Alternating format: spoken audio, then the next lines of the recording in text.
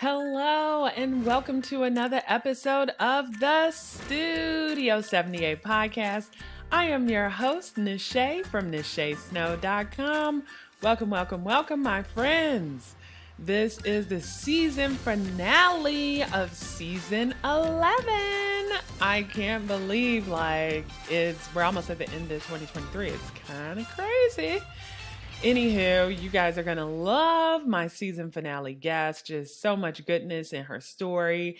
And of course, she shares a ton of tips. But before we get to that, remember, if you have not already, sign up for my newsletter. If you want to find out what I'm up to, if you want to find out if I did the Notion class or the planner, you need to sign up for the newsletter, my friends. NacheSnow.com/newsletter.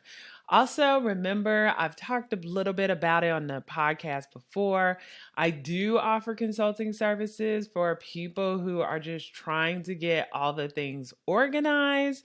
So if you are interested in that, just send me an email at hello@nachesnow.com. And last but not least, when you go over to the show notes for this page, nachesnow.com/182, when you look in the navigation, you'll see a shop link, which takes you over to my little shop, Dreams, Plans, Ideas. And that's where you could find the Life Cleanse journal, classes, anything else that I offer to help with productivity is over there, dreamsplansideas.com, but you can also get to it from my main website. All right. Anywho, once you listen to this fabulous episode, you know what I need you to do. Just take 2 seconds, my friend. If you're not driving, head on over to Apple Podcasts. Rate me a little 5 stars. If you're listening somewhere else, please rate me there. Listening on YouTube, give me a thumbs up. But wherever you're listening, remember to subscribe, my friends, so you will know when that first episode of season 12 hits. Okay? And remember, sharing is caring. So if you think this episode would be inspirational for anyone in your life, please share this episode with them. Okay, so now for our guests. Okay, today I have on Marlo Miyashiro from the Handmade Showroom. You could go over to her website, thehandmadeshowroom.com, to check out all the artists that she features in her shop. But Marlo, not only is she an artist in her own right, but she also promotes the art of other people. She has 2 brick and mortar stores within the mall. She offers creative consulting. She is just doing all of the things. So as we walk through her journey through the years, we also take a step back to talk about lessons learned and things that you might want to think about if you're in that phase of your journey. But this episode is just really inspiring just to hear her story, regardless if you are a creative trying to sell your stuff or trying to open up a brick and mortar. It has all the things. We dive deep too into wholesaling. This episode is just chock full of goodness. So if you ever had questions about wholesale and wondering what it's like to own a store in the mall, this episode is for you. If you want to just hear an inspirational woman's journey on making stuff on her own, to then wholesaling it, to then opening a store, this episode is for you. It is a perfect way to end season 11. I'm just going to kick it off. Remember, the show notes for this page is at nachesnow.com/182. Let's get started. Hello, Marlo. Welcome to the podcast. Hi, it's so good to see you.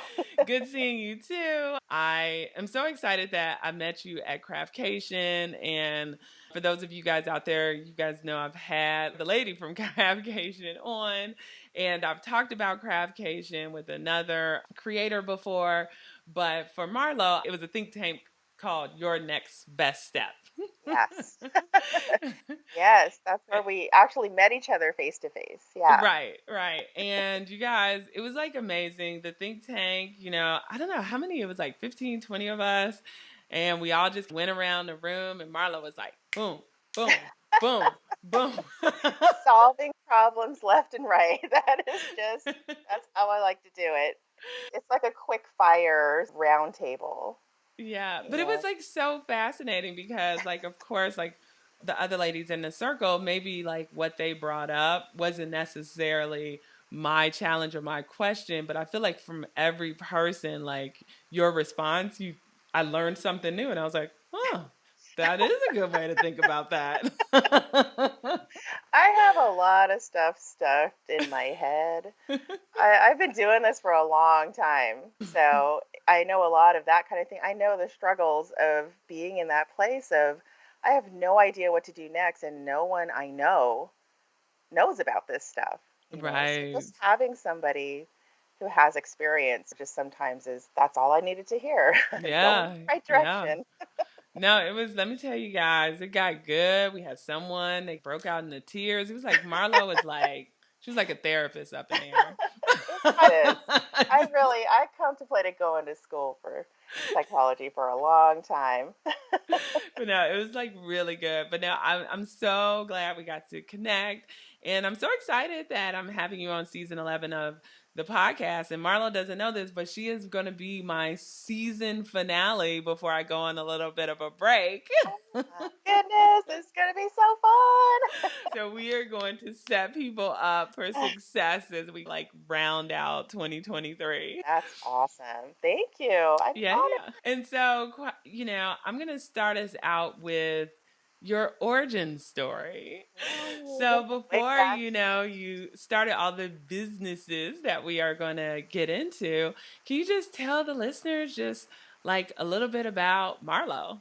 Yeah, I was a very rambunctious child. No, it wasn't. It really wasn't. I was an only child, honestly. So I had a lot of imagination. And one of the things I always say is every single thing I've ever done in my life has Mm, led up to the things that I'm doing now, which is mm, basically living my dream, is the mm, spoiler. So mm, I would go around in my room and put price tags onto the things that were in my room. And since I was an only child, I had my mom come in and shop my store. She had to come in and buy things. I had a little compartment tray thing that I used for my cash register. And as I got older, everybody was playing with Barbie Dream House and the mm. car and all that stuff. They literally had a Barbie shopping mall when I was a kid, and that is what I requested and luckily got. So Nice. Barbie was working in a shopping mall and also a flight attendant. I don't know. I had both of those. She was diversifying her That's right. income. She does everything. So yeah, that was literally like my one of my first memories of being connected to selling things. I've been selling things my whole life in junior high school. My mom used to help a gal do beaded jewelry. Mm. And so I learned how to do it, and I would take stuff to my junior high school and high school friends, and they would buy my jewelry with their lunch money. Wow. Had this little portfolio of beaded jewelry. Yeah, it was a whole thing. And yeah, I just being exposed to that kind of entrepreneurship from early on Wow. has really influenced everything that I did. It's so interesting because Kay, who is the guest co-host this season and many seasons, I always trick her into coming back.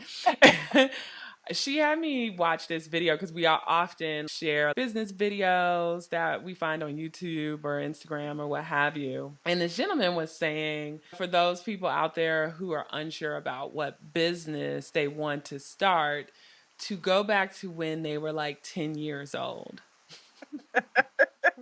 Yep, that is And good advice. and if you can't remember, maybe ask family members, but his whole thing was like, try to remember what brought you joy, what you were good at, what really made you happy, what excited you. And most likely, that is the thing that you need to do as an adult, right? Especially if you want to start a business. And so it's interesting hearing your story because it was like, what you were doing then became It reality just as came an adult. full circle, except I'm playing with real money now, which is nice. But usually uh, it takes time for people to discover that and to get there. So for you, what did your first business look like? Did you, even after high school, you're like, what I want to do is I want to like open this store, or did you take like a windier path and then get to that place later on? Yes, I took such a winding path.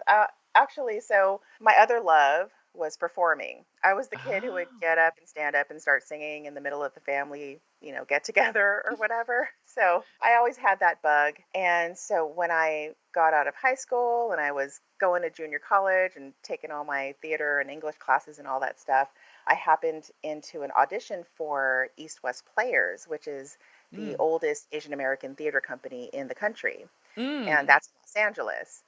My first production was being an understudy for a chorus line.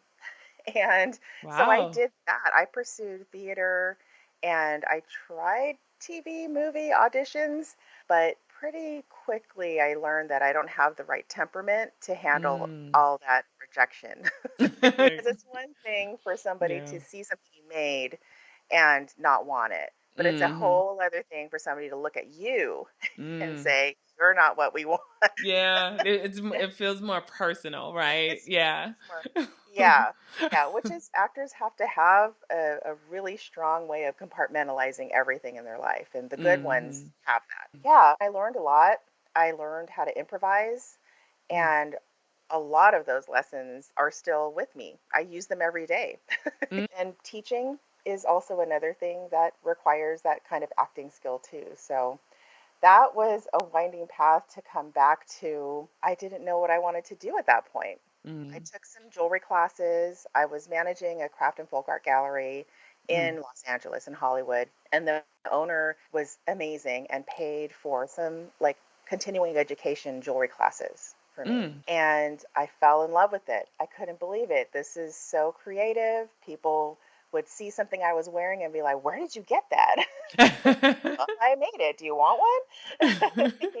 I started selling to stores, and my first business, it was about a year when I was like trying to be in business, Mm. and it fell flat on my face. I was Mm. so broke, it was crazy. Mm. Mostly because when I would do a craft show, for instance, I would make the money and I was like, "Oh, I can go buy a dress now." Look at this. I have a few $100 in my pocket. It's like Let's go shopping. So I figured there was probably something missing in right, what I knew right. about business. It didn't Yeah. even cross your mind, like maybe reinvest. No, I've got cash in hand. No, that was because I was living the true consumer mentality, right? It's like Right. Yeah, you yeah, work, yeah. you get money, you spend the money. That was Right. really what it was. And so I took a job, a full-time job, worked in a restaurant. Mm. I was a hostess at a restaurant. I did not serve tables because I don't have the right temperament for that. I am always amazed at servers. But I was able to support myself and Mm. read every single business book about small business you could find Mm. in whatever bookstore was popular at the time. I would just read everything and I understood the process of reinvesting and Mm. earning money, saving it, figuring out what the next steps are, all of that stuff. I learned it all from scratch and I didn't take any business classes because they didn't exist at that time. Yeah. Yeah. So, yeah, that was my first kind of experience with small business. There's so much there that I think people can take away from that, especially any listeners who have this idea about starting an Etsy shop or starting a Shopify shop where they went to their local kind of art center, they fell in love with doing ceramics or whatever it might be, right? And then they're just like, okay, what do I do next? But I think what you mentioned about educating yourself is so key because you're right. I feel like back in the day, like people just don't realize this. And I know people are gonna be like, Nache, you sound old. And I'm like, I don't care. I don't All care. right. It's all right. Because now it's everywhere, right? Not only you could go to the library, you could go to YouTube, you could pay for an expert to help you. Like, but the information about being an entrepreneur, whether full time or part time, is there. Where before it was like you were just kind of learning, and then even probably the Oh, books back then sort of touched on being a creative entrepreneur versus a traditional, maybe mom and pop store, like a traditional business. yeah, yeah. A lot of the books that I gravitated toward were literally like the way they were printed, the people who wrote it by hand and illustrated it by hand, and Right. then they were released in that format. Right. Like literal people who made their living selling things at craft shows would Yeah. release these books, and I read every single one of them. And eventually I took my jewelry to wholesale trade shows. I opened up my business. Marlo M Jewelry Design started in 1993. Yes, I'm Hmm. that old. It was like a real business, and I, Right. after all of my time doing, I served my time at the craft shows. And the last time my tent blew over in a windstorm, I was like, there's got to be something else. Right. I want to make my living. Oh man. So I realized that wholesaling to stores was a That thing. was it. And a friend who had a booth at a trade show, wholesale trade show, and they invited me to have a little bookcase full of my stuff in Mm. their booth. And that's where I learned just being in it. The first person who approached me said, "So, how long would it take you to make 500 of these?" And it was like, oh. Yeah, and I had to really consider what would that mean Yeah. in all ways. Right. And I said, I'm going to be really honest with you. This is my first trade show, and I don't know how Mm. long that would take. I'm Mm-hmm. really sorry, but I'm going to have to say no. I'll try to figure it out. And he was like, thanks for being honest. And he like walked away. And my friend in the booth, she came up behind me. She was like, you never say no. Go in Right. the house and figure it And out. figure it out, right? She's like, you let a And I'm sale looking at her walk like, away. I have no idea how to Right. even begin to think about that question. Yeah. So it's a question that I pose to my consulting clients all the time because how long would it take you to make 500 of what you do? Yeah. It's okay if the answer is a year because at least Mm-hmm. you know where your limits are. And Yeah. that guy gave me an incredible gift by asking me that really scary question. And I, yeah, it's Forced how you I to live my figure it life now. out. It's like, how long would it take me? Question for you. So I'm going to try to put as I always do, channel my listeners. Yes, you're good at it too. So my first question is, before you did the first trade show, so just like thinking back to events, because a lot of people start off with events, right? When you think about like the cash flow for events versus when you finally did start to like actually wholesale, where the numbers like drastically different, right? I just want people to get an idea of like how the revenue changes and maybe what life would look like if they only stuck to events versus like scaling up to being wholesale. So, events, in my opinion, are for the young. I know a lot of people my age and older who definitely have amazing, very successful businesses Mm, doing events and traveling around to shows and basically being nomads. And that's the life they want to live. And it really does work. I would say for sort of the average beginning entrepreneur, it's a really good place to just understand how people react to the mm, things that you make. mm-hmm, And then it's a really good place to experiment with your pricing structure mm, because the transition from retail only to maybe retail and wholesale or just wholesale only is all about pricing. mm, You can definitely use like as you grow your business, you can definitely use craft shows and art shows to hone in your collections and to understand what the market is responding to, kind of research marketing in a way. mm-hmm, And then on the wholesale side, you should know who really does buy this kind of collection of work. And mm, then you find stores in the country or in the world that mm-hmm, have that customer. mm, That's the job, really. mm-hmm, So at a craft show, you're learning about your business, and in wholesale, you're learning about other people's businesses and trying mm, to be the thing that they want to add to their mm. portfolio, you know? No, yeah, that totally makes sense. And I would imagine too, if it's a craft show or even an art show, depending on the pricing structure of the product that you have, that also impacts the amount of money you're going to make, right? Because maybe if you're a painter, you're going to get $200 versus if maybe you make a stuffed animal and it might be like $30. Yeah, And yeah.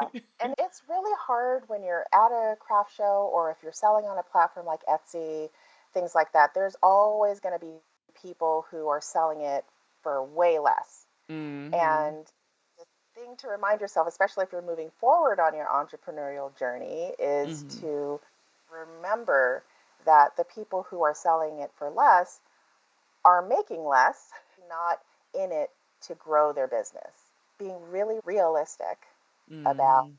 your numbers, how much it actually costs you, how much time it really takes you, regardless of whether or not you're doing it in front of the TV. Right. I hear that a lot. Oh, I just do it when I'm watching my shows. It's But okay. you're putting time in. Could It's be like doing your other time is things. money, right? And having that sort of really basic knowledge about what goes into the things you make. And Mm. sometimes it's scary for creative people Mhm. to really get real about that because sometimes if you're buying things from a big box store at Mhm. retail, you realize, wow, I'm going to have to price myself 3 times the amount of the best person in my industry. And that's because you're not actually purchasing the materials at the right Mhm. price. So learning all of that kind of stuff is important. Yeah. You turn down the order. Good. And so Yep. what happens after that? I went home and I figured it out. I literally made 10 of the necklace that he was looking at, and I timed myself. Ah, I just literally start to finish. I didn't try to rush it. I didn't try to cut corners or anything like that to make it faster. I just wanted to realistically know how long does it take me to make 10 of these? Nice number. It's easy to multiply. And if I made a mistake on one of them, then okay, maybe I'll do 8. right. Happens. And that was really the place where I learned my costs and Mm. my time and the value and taking that and putting it into what my personal budget was. Mm. How do I pay for rent and pay for my car and all of that stuff? And Mhm. realizing that my wholesale price really needs to cover my lifestyle. So when I sell things at wholesale, I'm not selling them at half my price, at my full price, what Mhm. I need to keep myself and my business running. Yeah. And then when the wholesaler puts it into their store, they're doubling it or tripling it, whatever their customer base can handle. They are using that money to run their business and have their lives and all of that stuff. We're all in it to win it. Gosh, I can't believe I said that. Okay, but we really are in it to just support ourselves. Yeah. We And can, charge what you're worth too, right? absolutely, absolutely. And sometimes that feels really hard. Most of the kind of emerging artists that I work with, their pricing structure is such that the price that they're selling it to the end customer, one at a Yeah. time, is their wholesale price, really. That's what I was going to ask because once you timed it out, did you realize, ooh, I probably should increase my price when I'm selling it one on one to a customer. So then my wholesale price, because they have to go Yeah, together a little bit, right? yeah. Yeah, for sure. I mean, Yeah. you definitely keep an eye on what the end retail price would be for that end customer, whether it's you selling it at a craft show or selling it through a store. Yeah, it's really important to keep an eye on that. However, it's also really important to understand that your price is your price. If it's a little higher than you are personally comfortable with, Mm. that's probably a good thing because we have to get used to it. But also, if it really does price you out of your market, in all ways, then Mm-hmm. there is something you can do to lower that cost. Mm. There's always something. Make Yeah. it less complicated. Get your materials at wholesale. Work faster. Get better at what you're doing so that you can be more efficient and faster. There's so many ways to cut down on that cost that it's like There's a way to fit yourself into that market. How about I can give you an example, Ooh, a really perfect. easy example of how to price things to sell at retail and at wholesale. Perfect. Let's do it. Okay, so let's say you make a necklace and the materials, everything that you need to cover your overhead expenses, which is your rent and all of that background stuff. And you realize that this necklace, in order to pay for everything, it's going to cost you $50. So that $50 is what I would call your wholesale price, your base price, Mm, the price that you start from. And the reason wholesale seems really low at the beginning is because you're the one who's making it. You're mm. putting in the time and all of that effort and energy. So you're the one who is creating something out of nothing into being. And that is the lowest cost that item is ever going to have because you're taking separate materials and you're combining them. So then you get what that's worth. And if you sell it to a store, they're going to take that number and multiply it by 2, maybe 2.5, sell it for $100 or $150. And trust me, if a wholesaler is coming to buy your stuff, and in multiples, by the way, you never just sell one thing to a store. You're taking that $50 and they're buying 10 of them. So you're making $500 making 10 of these. And it takes you a certain amount of time to make one, but if you make 10, it actually takes you less time Mm. because of Henry Ford assembly line, all of that Yeah. stuff. Okay. So it's good. It's good. You're making that $500. They're taking that and they're selling it to their customer. If they're seeing your $50 price point and they're committing to an order, that means they know they have the right customer to buy that for $150. Worry about what their customer is doing.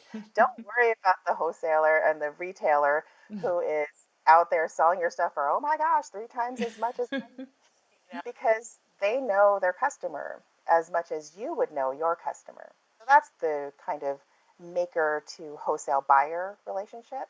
Now, when you are the maker selling it directly to the public, you are selling items one at a time, paying for yourself to be at a show, to talk to many different people who sometimes make you feel good and sometimes don't make you feel good at all costs. And you're also, the entire weekend, you are not in your studio making stuff.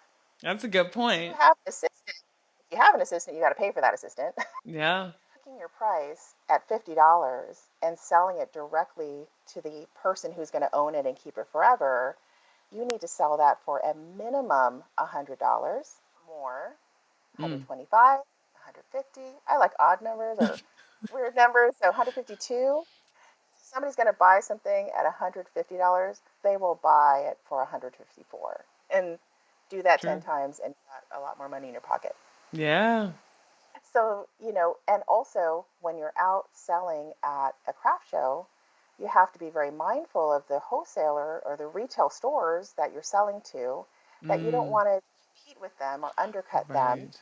Because if they see you doing that consistently, particularly if you're in the same city, Oh, lose trust. So you can have your sales, you can have your specials, and you can do your Instagram drops and all that stuff for your followers. The retailer will be watching. yeah. They're always looking out for what they would call the competition. And Right.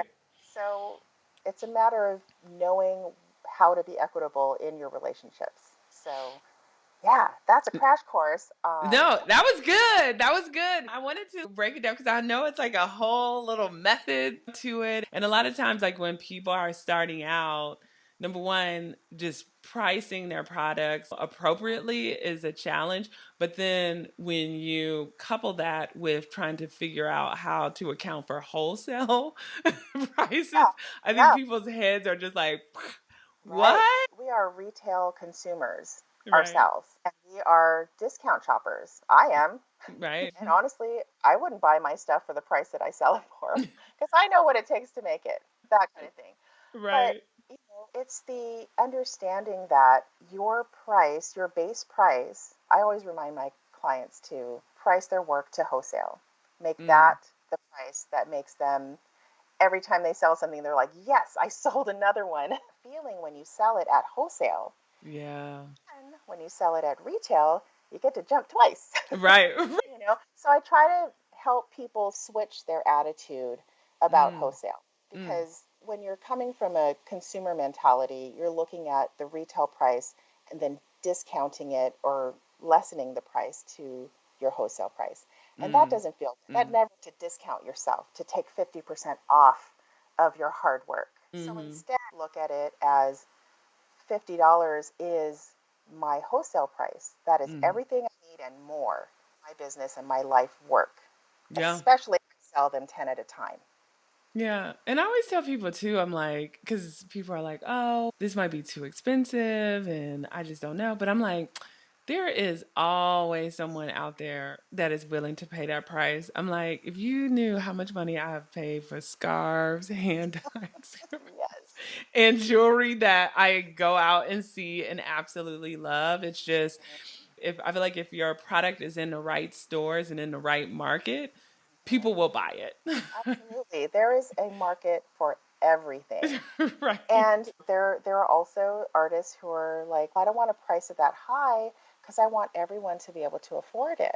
But here's the thing, what was it, Dita Von Teese, who said you could be the juiciest peach in the world, but there's still going to be people who hate peaches? You could price your work at what you think is the affordable price, but really you need to understand that the people who would pay your actual retail price, your real price, your Yeah. full price, your $150 price, Mhm. they are out there and they are Yeah. waiting for you to be confident enough to show you how good you are at what you do. Yeah. And They I, want to I see think it. sometimes like when people math it out too, it's like even if you want your product to be affordable for a good number of people, if you're working for $5 an hour, it's like you also have to think about yourself because you need to eat, you need a roof over your head. So there has to be like a delicate Yeah. balance there because there's a way to like maybe you have high price items and then like more affordable items in your line. But you gotta eat. You You have can't to be be working for five realistic. dollars an hour. Because you wouldn't go get a job with someone else and they're like, oh, I can only pay you $5 an hour, but you got to do all the work. I'm Yeah. going to leave now. You're going to take care of this. If Good luck anybody and said thank that to you you, for working for nothing. Yeah. No one would ever do that. But for yeah, some reason, when it comes to, yeah, you're right, like people's creativity, it's like they don't value it for we weren't some taught to. reason. Yeah. We weren't taught to value creativity and the essence of making Yeah. something out of nothing, Yeah. because that's homework. That is housework. That is Hmm. something that just happens when the partner is out making the real money. I'm a homemaker. Yeah, you have a really big job. And yeah, there's been tons of studies on how much that's worth. We won't get Right. into that. But Right. it really is a matter of just being very realistic about your numbers, because the numbers don't lie. You Yeah. bought it for that much, you spent that much time on it, and that's how much you have to charge at your wholesale price. I think you broke it down beautifully. And so, question for you. So, for you, what happened next? Did you go all in on wholesaling, or did you decide to do a combination of kind of like retail and wholesale? What was your kind of like path after that? Yeah. So I decided when I started Marlo M Jewelry Design, I had probably 8 years of craft shows behind me. And I knew 100% I did not want to do that anymore. Mm, So I went all in on wholesale and I learned from the buyers that I mm, worked with. I asked them all kinds of questions. Can you give me advice? Is this a good price point for you? And they would tell me, they would be very honest with me. This one buyer, when I very early on, she said, so the edges of your necklace, if you would finish that a oh, little smoother, yeah. it would probably raise the perceived value a little bit. And I was Mm, like, what? right. That's my style. It's a Right. primitive style. And she was like, yeah, but there's a difference between unfinished and having a style. And I was like, Mm. I hate you, but I love you. Thank you for the feedback. Thank you. Mm. And I did. I totally started finishing everything. I realized that what I thought was done Yeah. was not enough. And so it just leveled up my skill. And when I was challenged to do that, I felt so confident charging double what I was charging before. I knew that it was really finished and beautiful, and you couldn't say anything bad about what it looked like. Right, right, right. So I did that. I did that for 12 years. I had my own line. I sold it at trade shows, and I had over 200 stores all over the country and a few Wow. overseas. I did the New York trade show, the San Francisco trade show. California had one for a while, and there was a big one. It's now called the American Made Show. It used to be called the Buyer's Market of American Craft in Mm. Philadelphia. And so that was my big show because it's all handmade. It's all handmade in America, and Oh, it's a wow. trade show only for wholesale buyers. It's amazing. I really built my business, and I got it to a point where I would bring in jewelers or emerging jewelers who wanted to understand how to run a business. Mm, mm-hmm. So yeah, I did a trade, basically a mentorship, where Mm. they would come in and learn how to develop their line, and they would help me with tasks around the studio in return. Oh, nice. Yeah, and I did that with about maybe 15 people or so throughout the time. And I think two people actually started businesses Nice. because they saw how I had to run my business and they're like, yeah, Yeah, this isn't I'm for me. just going to make this for fun. Because it's work, right? You It's gotta. so much work to make things by hand, which is another thing. Makers really have to understand that what they do seems easy, Mm-hmm. but everyone else who doesn't make things out there, Mm-hmm. they know how hard it is because they don't want to do it. They would Right, rather right, pay you a right, right. lot of money to have a finished product. Yeah. And so, yeah, I did that for a long time. And Mm.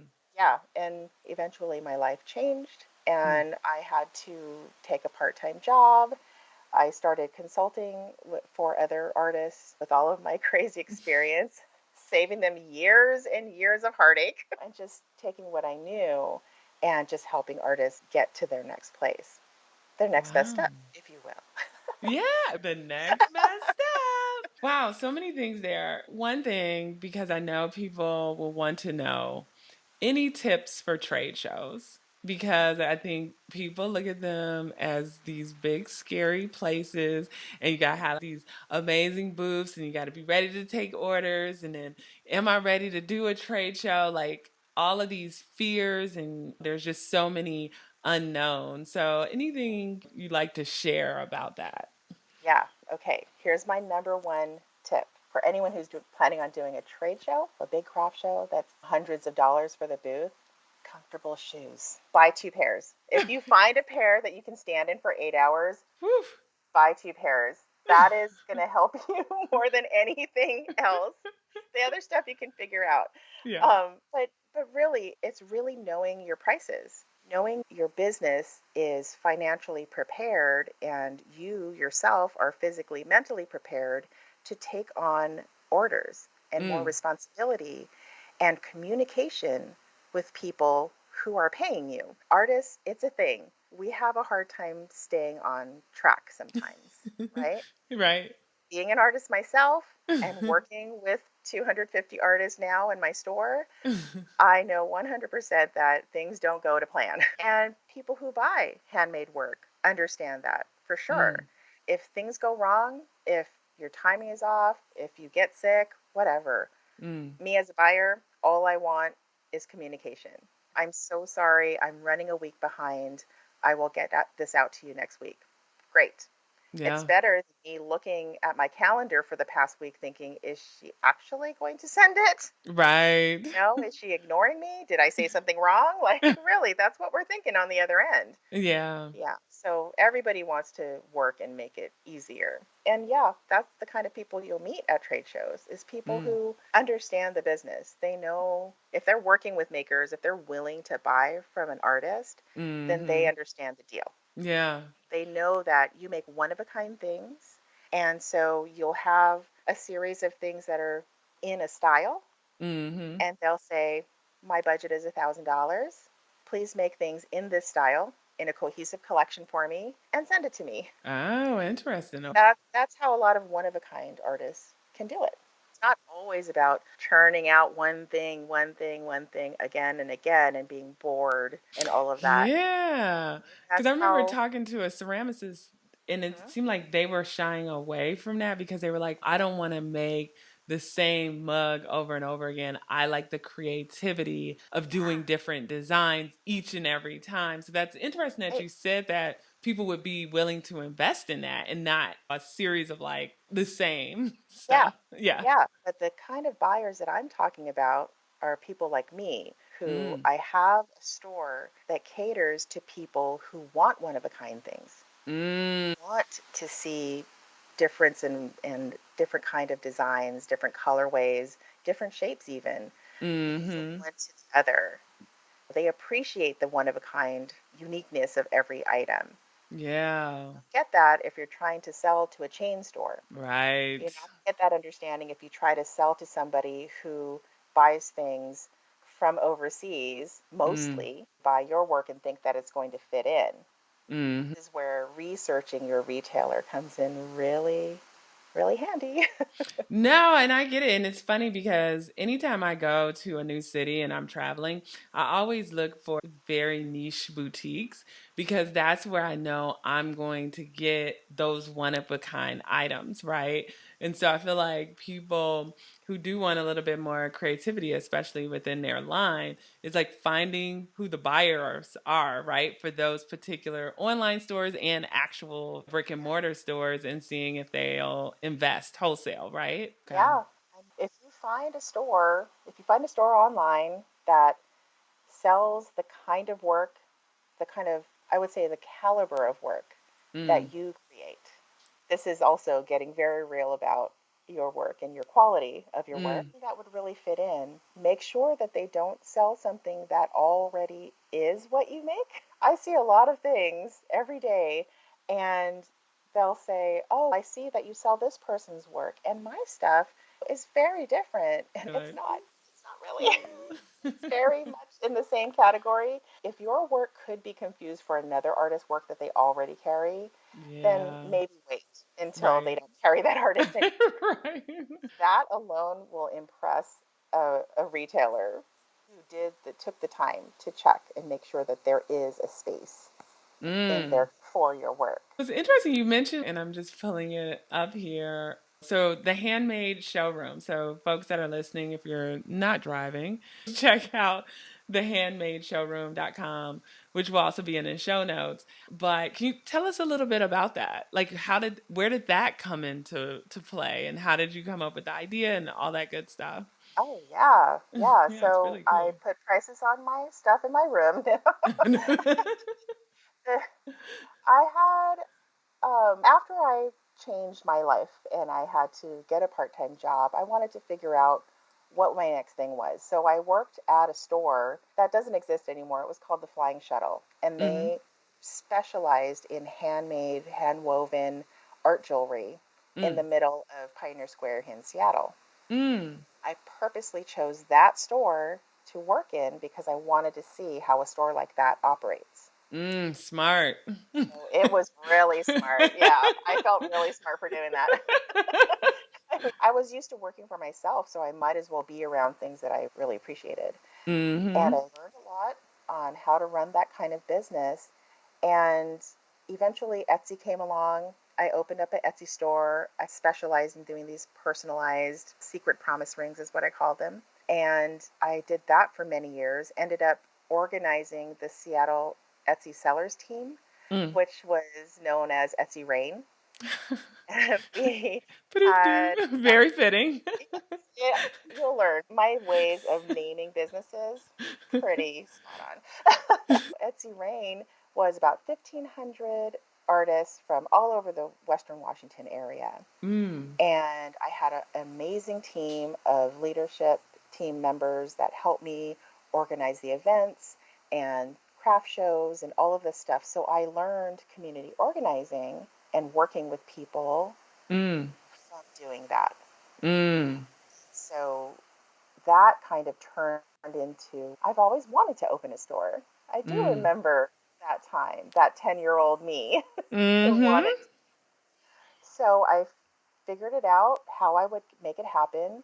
I got a commitment from a friend who was going to help me out financially. And 2014, January to December, 100% just looking for a space. Wow. It was an entire year with a broker and everything. I saw so many spaces, and every time I wanted a space, the landlord would come back and say, "We want a restaurant. We don't really want to do retail." Because at the time, especially back then, retail was like retail apocalypse. Buying in person, everybody's buying online. So everybody was scared to Mm. invest in a retail store. And especially a handmade retail store. What is Right. that? Like, and at the end of the year, my final blow was, unfortunately, my investor backed out and I Mm. couldn't get the space that I wanted. So I just stopped. I said, okay, Mm. obviously this isn't in the cards for me right now. It's fine. I'm going to continue. The Mm. following March, I was at Craftcation teaching, and I get an email from the marketing director of Pacific Place, which is a mall in the middle of downtown Seattle. And at the time, Pacific Place was the high end, like Coach, Kate Spade, Barney's New York, those kind of mid to high end brands. Mm. I get this email from them saying, "We're rebranding a little bit, and I was wondering if you would consider doing a pop up store in the mall with your group, with Etsy Rain." I'm like, yeah. Like, I'd love to. I was in California. My co-organizer, Casey, at the time, she was in town. She set up all the meetings and everything, and this ball got rolling. By June of 2015, we got the keys to a inline space. It was Mm. about 2,000 square feet. And 4 days later, we opened up our first pop-up. I What? don't know how. I don't know how we did it. I don't recommend it. But I did have from like March to June to actually plan Okay. what Yeah. would this look like. One of the things that really convinced them to take on my store is I named it the Handmade Showroom, Mm. which is very obvious Right, what right. it is. But there's no question, right? You're Yes, getting handmade, beautiful yes, items on display, yes, the yes. showroom. That's right. Yes, I had a bunny named Bunny when I was a kid. That's where it comes from. But that, along with, I did basically like a lookbook package of Mm. my concept for the store. It was all about a museum quality feel. All of the displays are white. That Mm. way, the product is the feature, is the color, the texture that comes into the room. Everything Mm-hmm. is displayed very exclusively. We have everything was bright and cheery and airy, and very much the opposite of what stereotypically you would think of when Mm. you're going into a handmade or a homemade store, which Mm. is lots of wood and dark, and so I think that kind of turned them around, and oh, this is a different concept, Mm. right? So we went in, we were only weekends for a little while, and then holiday came around. I'm like, let's just go full time. Let's just see what happens. Yeah. And I'm just that kind of person. Yeah. Let me just try it and see. Because if it doesn't work out, at least I can say I tried it. What's Just, the I worst don't case scenario, right? You just pivot. exactly, because I always do. I'm good Yeah. at it. Things happen and I make a different choice. Right. So yeah, that first holiday was very successful. Mm. It was amazing. Like the owners of the building came through, and this is probably my favorite like moment of working with them is they walked into the space as we were setting everything up, and they literally said out loud, "Oh, this is actually nice." Oh, you're like, uh, Yes, I do know it what I'm is. doing. I do have a vision. I have a style. I know what I'm doing to stand what I'm doing to be able to stand out. And it was hilarious because I'm pretty sure they were expecting like doilies and ducks and bunnies and stuff or something. Because I think sometimes when people say crafts, there's two images that'll come into their head, right? Like the doilies, things made with what are Yes. those like sticks? And honestly, there's a place for that. Like we said earlier, there's a market for everything. It's just I'm not that 100%. market. It's But I okay. think immediately people think that, but it's just like, no, there's like this whole other kind of, and it was funny, I was talking to the mosaic artist I had on recently about it too, where for mosaics, it could be looked at craft or as art, but Yeah, hers is more art, right? And there yeah, is a place for both, and both are beautiful, but there is a difference, there right? is. And really, the main difference is in the expertise of the artist for the making Mm, and also the numbers you put on it. yeah, There are many craft things that I see out in the world that if they doubled their price, they would sell more of it yeah, because the price will reflect what the customer is seeing as the perceived value.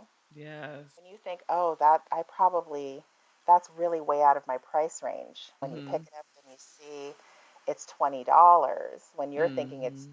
$2,000, you're like, Right. so did they really Right. make it? Did they just paint it or something? Because Yes. it's really nice, but Mm-hmm. it does that price is way too low from what I was expecting. Right. For something that's handmade, because I think when people go into a store and things are handmade, most people, I think they expect a higher price because they're handmade. But then if you pick something up and it's $10, you're just like, is this handmade? Or did It's they like buy the a whole whole bunch experience from of like, wherever? Yeah. yeah, it's the whole experience of shopping online these days. It's like the price has to match the quality. And yeah, we put the store together and it just kept working. And Oh, I realized I'm living my dream. yeah. Dreams aren't always good, they aren't always easy. They sometimes are way difficult to handle. But we had this first space, and the building went through a big renovation Mm, like a year after we opened. And this was also the time period where major retailers, chain stores, were closing a lot of their locations to mm, minimize the footprint. So one by one, stores started closing around us. And mm. then scaffolding went up. Barney's New York moved out, which was the worst thing ever Right. And then for us. that's when you're just like, ooh, What's okay, what's going happening? on? We're a small independent, so we're flexible. We Yeah. moved once to a large space, then another time, 8 months later, we had to move into a tiny space, Mm, 1,000 square feet. We went from 100 artists to 50 artists. And at the end of 2019, a space next door to that tiny space opened. So I thought, I want more square footage. Why don't we just open up a new store? mm. Should be easy, right? It's just next door. And that's So 2019, right before a major 2019, event. September 2019, we had a grand opening for Bezel and Kiln. And Bezel and Kiln was my dream jewelry housewares gallery. Oh, nice. I have 50, 60 artists from all over the world, art jewelry, fine housewares, ceramics. Bezel is like the metal that's around a stone or a watch face. Kiln Yeah. is the oven that artists, ceramicists, and glass artists will use to finish their work. Bezel and Kiln, still pretty clear. Click. It's I like really, it though. It's catchy. yeah, it was good. I had help with that one. And we opened up this gallery. It was really beautiful. We had our first holiday. Things seemed to be looking up. And then March, everything shut down. Ugh, yeah. And I was like, okay, what do I do if I don't do this? Mm-hmm. And trust me, I tried to find something else that Mm. would capture my attention, that would make me feel good. The whole consulting thing was not going to be easy because nobody knew where anything was going. Right. You couldn't pay for consulting if you didn't know what your future was going to be. So everything that I had was just, I don't I don't know anything else. And Yeah. still to this day, occasionally I'll look at job posts and if something jumps out at me and You're tells me like, this is what you need to be doing, right. I'm going to go do it. There hasn't been anything because everything in my life has led up to running these stores. Wow. So I always tell people I'm living my dream. And sometimes I say it like, yeah, living the dream.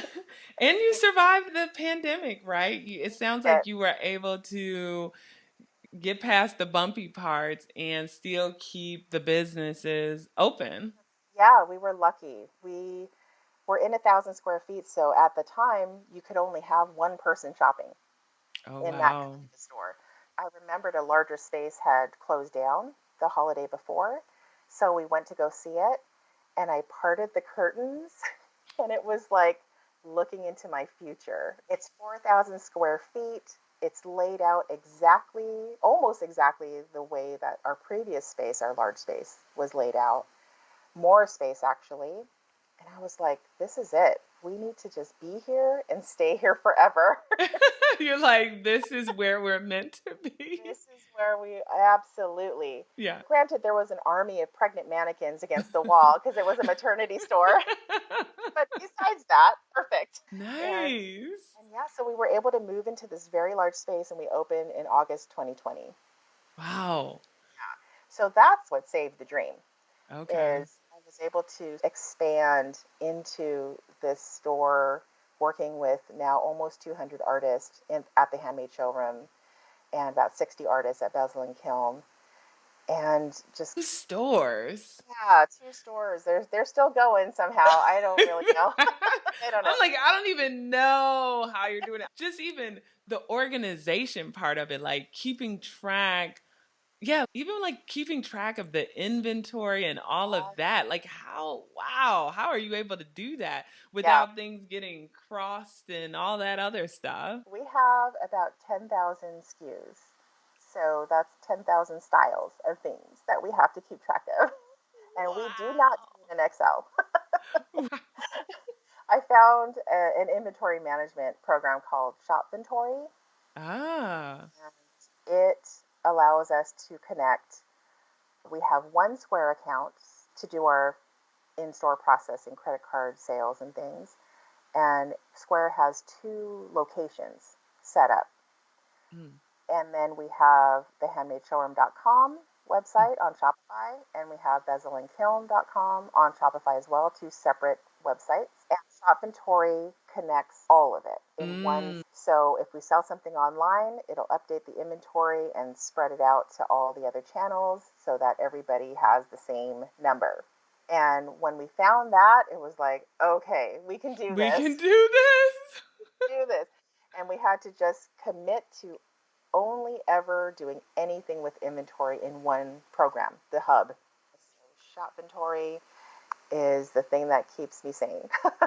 Wow. Oh my goodness. I could talk to you forever, but I know I have to wrap up here. Before I get to the wrap up questions, ask you one question because people are listening to this, especially my product based businesses. And I'm glad they're hearing your story because I think sometimes the message out there is like, avoid product based businesses, like only do service based. There's Like lots you're of not that. going to be able to scale, you're not going to be able to make money. And Yeah. so I'm glad, clearly it's work. Yes. But I think all Yeah. businesses are work, right? Exactly. Yeah. And so they're hearing your story and they're just like, okay, I am a handmade artist. I really want to make a living off of this. And I think your story gives them several different avenues of doing it and where maybe they should start and where it can lead. And if you were to give advice I wonder if I can do that. to My just favorite thing in the someone world. who's just, oh my goodness. And of course, you guys all have like her links in the show notes because she actually does consulting. So you could pay her also for like very specific advice. Yes. But just, and I know you can't go into depth here, but just some things for people to keep in mind when when starting a product business so they can actually maybe live off of it if that's what they choose. Like actually not have to work if they don't want to work a 9 to 5. Like if they really want to figure out a way to make this their living because this is their passion, it's their love, painting, being a ceramicist, being a seamstress, whatever it might be. Hmm. What would you tell them? Yeah, that's a big one. I know it's a loaded, It's heavy good. It's a question. good loaded question. Okay, so my advice for emerging artists, people who are Yeah. just feeling it out, asking around, should I make this? Should I sell it? Try it. Try everything. Sell to friends, then go to the craft show and sell at a craft show. Mm, Learn by doing mm, because you need to build your confidence in not just your work, but yourself, that you can handle each step. of this process. And sometimes just selling to friends and family is stressful enough. Doing a craft show is the most that you can imagine doing. Goal starts pushing outward and pushing higher, then follow it. Entrepreneurial path is different Mm-hmm. for, but it's a magnetic pull. You know it when you feel it. I don't want to do anything else. I have to do something else. I have to keep my job. Right. If I had my choice, this is how I would live my life. Build towards that. Every step makes a difference. Mm-hmm. Raising your prices a little bit, making your own website instead of having it on a marketplace. Mm. All of those little steps bring you closer to realizing I can quit my job. I can make a living doing this. But it's not going to come all at once. Even if you hire somebody to tell you how to do it all at once, Right. unless you already have that confidence baked in, some people Mm-hmm. do. They can just hit the ground running and Yeah. make thousands of dollars, and I'm in awe of them. Yeah. The process of building that resilience is part of the process of being a successful entrepreneur. And would you consider yourself a marketing genius? Because I feel like, My gosh, thank you for asking yeah, the question. I do the appreciate the that. stores out here bringing people into the stores, selling the jewelry, because that's where a lot of times artists fall short, right? It's marketing. We want to make the things, but we don't know how to get people to buy them or to even know that they exist. But you Yeah. found a way to do it, so I feel like you're a marketing genius. Well, okay, so I'm going to tell you the secret to at least my social media marketing genius Yeah. is I have somebody posting everything for Oh. us. She used to work with us. She moved to North Carolina and we kept her on as social media manager. So she knows what we do intimately. And so Mm. she's able to post things pretty much in my voice also, which Oh, was a big, right. huge thing. It's the end of the year, so she's actually going to be moving on to other things. So maybe next year I will have to do all of this by myself. It's been really good to have that consistency. I know social media is really hard, especially for makers, but I'm really loving the short form content that people are doing, the process videos. So many jewelers Oh, that I right. follow, like Yeah. their posts are literally just them making a part of something with a cool sound behind it, and I watch it. I watch Right. it twice. Right. So that really is part of the reach, right? Mm. The other Mm-hmm. thing is I've worked really hard to understand at least my level of understanding of SEO for my website. Mm. And so we have people come in every day saying, I knew I was coming into Seattle and I know I like different gifts for my family.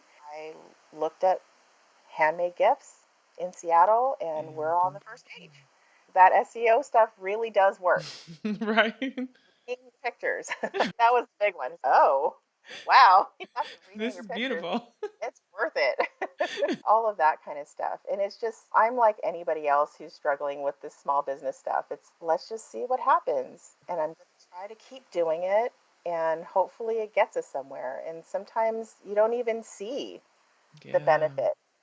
People come into the store and they don't tell us every single time that they found us. Right. But when they do, I figure they're probably one of many. When we get orders from across the country from people who I don't recognize their name, I'm Right. like, okay, we're doing something right. They are finding us. We have Yeah. been discovered. So hopefully it just keeps building from there. No, that's great, great advice. I love it. Okay, so a couple of wrap up questions. The first question is, how do you stay organized? Any tools, software, techniques? Thank you already for sharing like how you organize those 10,000 SKUs, but anything else because you've got a lot going on. So I'm just curious like if it when it comes to finance or your calendar or just whatever it is for you to stay sane. Yeah, what are your recommendations? The first tool that I used to death was Google Calendar. Uh, I put everything that needed to happen on Google Calendar. I use colors, different colors, I have the helper schedule and all of our incoming orders and things. mm, And we finally just recently moved to ClickUp, one of those organizing software things.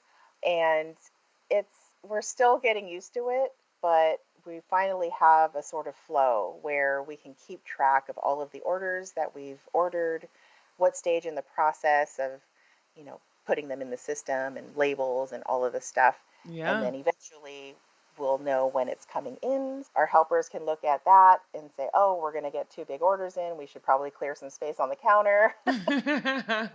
So it's that kind of sharing the information with the people that we work with where we're at any given moment because we have 7 part-time helpers right now. We call them helpers because that's their Yeah.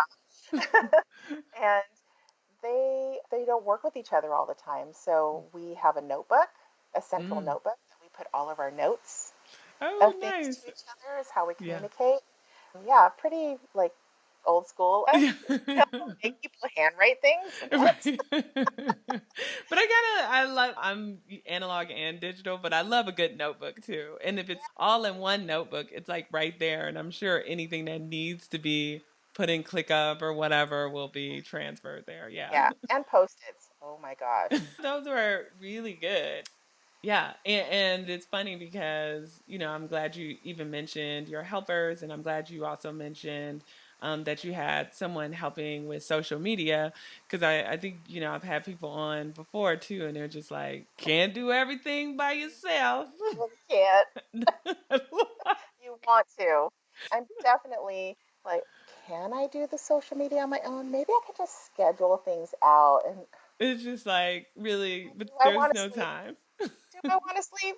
Yeah, I probably do. Right. It'll be interesting to see where the next like social media process goes. I'm looking forward to seeing how things improve and change and everything. And then, do you have a hobby? My hobby is talking about hobbies. Right.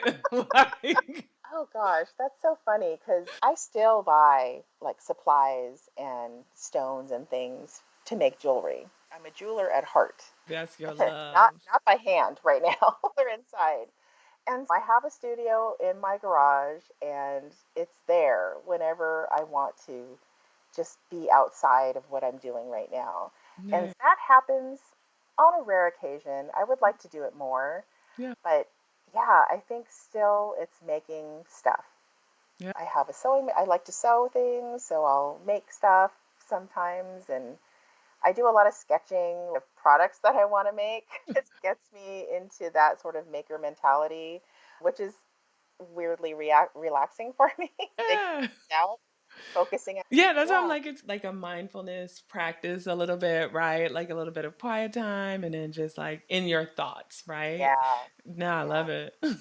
It's really good. It's good for me to reconnect with that creative side as much as possible because it not only helps me just emotionally, but it also helps me to stay connected to all of the artists that we work with because they're doing the same thing. And then last question, please tell the listeners where to find you, like all the All different of my websites. places, the stores, the consulting business, any place and every place you'd like them to discover your businesses. Please let them know where to find you. Yeah, well, definitely the main one is thehandmadeshowroom.com. And remember the, because I couldn't get handmade showroom. That's Uh, fine. Her first name is the. And we are the Handmade Showroom on Instagram and on Facebook. And yeah, I think that's pretty much where we're most active. Mm. Bezel and Kiln, A&D, spell out the and because they don't do ampersands. That is the jewelry gallery, really nice art jewelry and finely made housewares, Mm. accessories. And let's see, Mm. creativeartsconsulting.com is my consulting business. I have a few kind of evergreen blog posts there, like how much should I take to my first craft show, things like that. Mm. And I offer both consulting for creative businesses and I also help people improve their product photography. So it's in one on that creative arts consulting. All There's about the apps. photography. Hook people Yeah, in. yeah, yeah. Love photography. That's mostly what I teach at Caucasian these days. Yeah. So there is that. And yeah, you'll find me at the Handmade Showroom Monday through Friday, 12 to 7. We're in downtown Seattle at Pacific Place. And we are open on the weekends from 12 to 7, but I'm very lucky that my partner, he takes care of Saturday and Sunday so I can keep my sanity. Yeah. Yeah. So those are the places to find me. And really, Marlo at thehandmadeshowroom.com. If you have questions, come on in. I love Sweet. seeing artists' new work. We do have an application on our website, thehandmadeshowroom.com. I think it's maybe slash artist. There's a tab on the homepage. I'll make sure to link it. Yeah. Yeah, yeah, because we explain very clearly how we like to work with artists, and there's a link to what we call an application form, and it's basically a place for you to put all of your links and things because we have almost 200 artists. We have categories that we section our store into. Mm, And so when categories have more space in them for whatever reason, I'll look to that list first to try to find artists to fill those spaces. So that's a nice. really good way to get in front of me and to stay in front of me. And I want to tell people too, because I think sometimes people are like, oh, I'm never going to get chosen, blah, blah, blah. But please do it because in another life, I used to do laser cut home decor. I don't know if you remember, there used to be something called the Tech Shop, and it started in California and they had it in different major cities. And so you could get access to these like expensive equipment that was Yeah, worth like thousands of dollars, yeah, like maker spaces. like a Yeah. maker space, yeah. Uh-huh. And so I was introduced to laser cutting, and then I started selling laser cut light switch plates and like things you hang on the wall. And I just remember going to, like, there was a store in Chicago, I want to say one in New York, and then one in this area. This was like several years ago.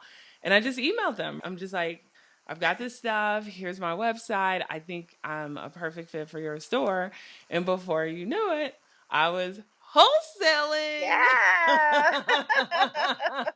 And sometimes that is all it takes. So That's that's why I'm like, people just fill out the form. If you look at the quality of your products, you think your products make sense for the store.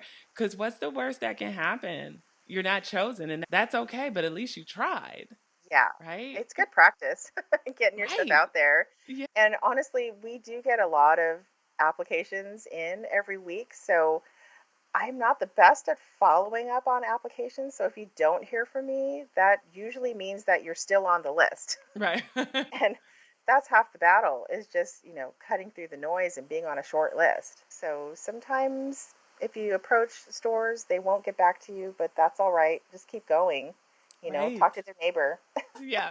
Don't get discouraged, folks. Yeah, You yeah, know, because put yourself out eventually there. you'll get a yes and it'll feel really great and you'll get more experience under your belt. Like, just keep going. It's not about their choices, aren't about you, honestly. Right. No, For it's me, not it's always personal. like they make amazing whatever it is that they make, but I have literally no shelf space right now, shelf space. So I'm going to put a green highlight on that person's Yeah. application so that when I am looking for something, then it'll be in Yeah. my face. Or it might be too similar, like you said, to something Right? else you already have. So it's Yeah. like your work is beautiful, but Yeah, you would literally be in competition with another vendor I'm already working with, right? exactly. Yeah. I think sometimes that's really hard for artists to differentiate because you want to think that regardless of what you make and who else makes this similar thing, that you're so very one of a kind and different. But it's not that it's the same, it's that it's similar Right. and that my customer would think that the same person made both collections. Mm, Since we're in the business of supporting artists and their success with their business, we need to make sure that they are really highlighted as the one maker for this kind of product. nice. Marlo, this has been absolutely fantastic. So thank you again for coming on to the show. Thank you so much for having me. It's just such an honor to be your last guest of the year. Let's all have a fantastic holiday. And yeah, here's to next year. So, what did I tell you, my friends? Great episode. If you are hearing my voice right now, that means you loved, loved, loved all of Marlo's tips, or you just loved her story, or you loved a combination of both. Either way, glad you made it to the end because her episode was so good. Again, thank you, Marlo, for being on the podcast. You are absolutely fantastic. And I know that you have inspired someone to just go after their dreams and understand that there will be challenges and there will be pivots, but that is okay. And that is a perfect way, perfect way to end the season. So remember to catch up on all things Nache. NacheSnow.com/newsletter. While I'm on this break, I'm going to be working on all kind of goodies, and that is the best place to find out what's going on. So NacheSnow.com/newsletter. Also, remember, if you're looking for what I have on the market to help you with productivity, to help you with clarity, like the Life Cleanse Journal, which has you look at 10 areas of your life, available in hard copy, soft copy, and digital, go over to my shop, DreamsPlansIdeas.com, my friends, DreamsPlansIdeas.com. And lastly, if you want the link to anything that Marlo mentioned in this show, remember to head on over to the show notes, NacheSnow.com/182. And, over the break, of course, I will be putting some more videos on YouTube. So if you like journaling, crafting, and just hearing me randomly provide my thoughts, remember to head on over to youtube.com/NacheSnow and give me a follow. All right, so you know the drill, my friends. Sharing is caring. Share this episode if you think it would help someone. Head on over to Apple Podcasts and rate me 5 stars, please. So if you're listening somewhere else, rate me. Give me a thumbs up on YouTube. Hit that subscribe button, my friends. It helps people discover the podcast. And if you are subscribed, you will get notified when that first episode of season 12 hits the street. All right, you guys, thank you so much for listening to the podcast. If you are new to the podcast, there is literally 182 episodes, and I have interviewed so many amazing people. So please go back in the archive. I promise you, there's so much to learn. And don't forget the show notes. I have so much packed into those show notes to help you figure out what's next, to help you with resources. All the things are there on the website, my friend, for free. All right, until next season, take care. Bye.